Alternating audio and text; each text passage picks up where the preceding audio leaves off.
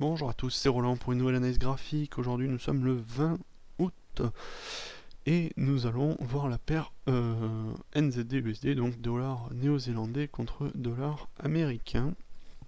Nous avions fait la dernière analyse le 1er août qui était exactement sur cette bougie verte là et nous avions donné un avis assez clairement baissier.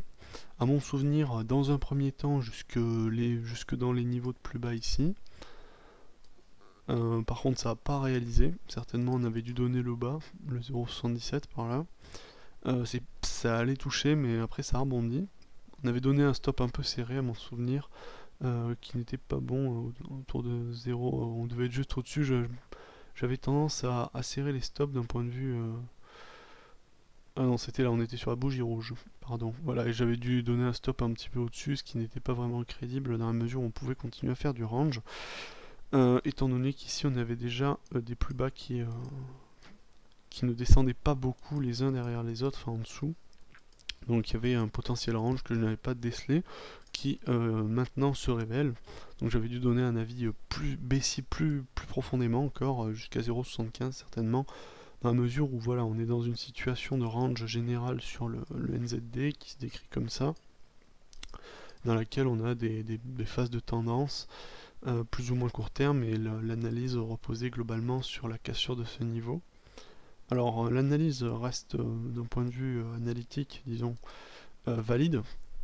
Même je dirais qu'elle l'est davantage qu'avant. Pourquoi? Parce que la droite ici qu'on avait l'horizontale sur laquelle on avait supposé le pullback, on a eu vraiment le pullback et c'était hier.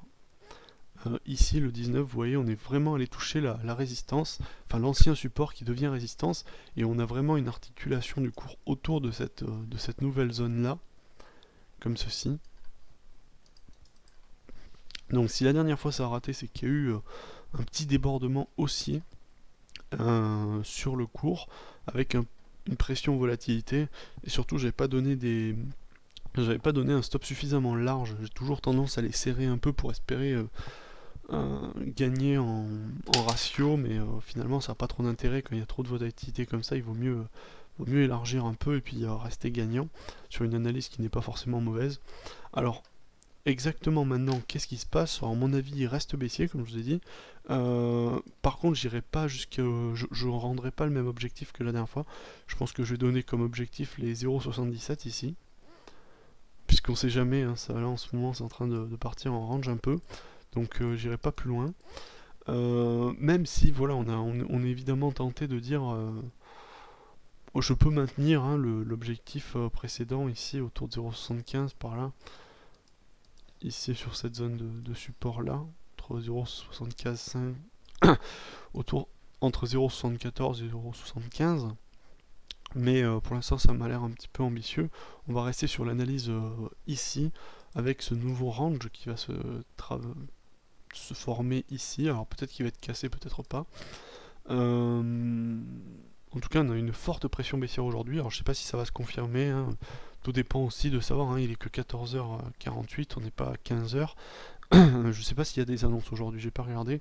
En tout cas, c'est pas assuré encore, même si on a quand même une configuration bougiste ici qui est assez baissière avec une avalante précédemment, avec une grande mèche qui allait taper le résistance, et là on a vraiment un retour baissier. Donc moi je suis assez clairement baissier jusqu'à 0,77,3, 0,77 à peu près.